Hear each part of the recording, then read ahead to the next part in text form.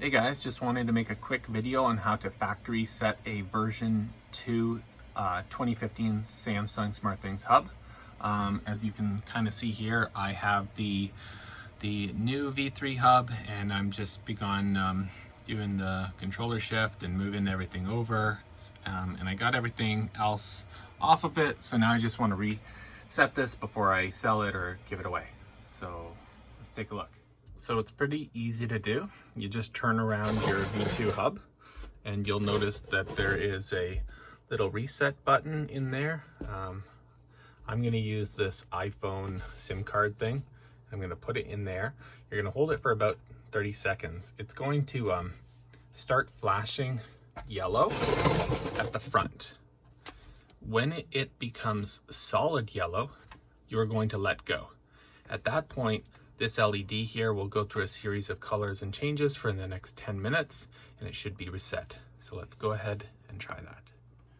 So what you have to do is make sure that you are putting the pen in here, be like pressing down on it before you've put the power back in. So let's go ahead and do that. For me, it's easiest to do it up, but I have the pen in, right? Still got the power, it's being pressed down. And now I put that in, and you notice you have to do it in this order. If you do it like right, try to do it concurrently or put in the power first, it will not do it. So this will flash for 30 seconds. And at that point, it'll go solid yellow, and you just have to remove, like stop pressing down on the reset button once it's solid yellow. Okay, so I removed. And now it's going to go through a bunch of series and colors, and I will do a time lapse because it could take up to 10 minutes.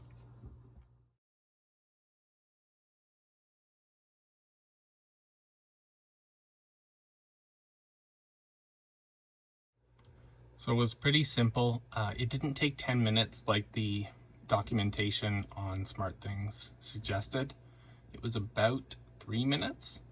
Yeah, so pretty straightforward. Hope that helps, and have a great day.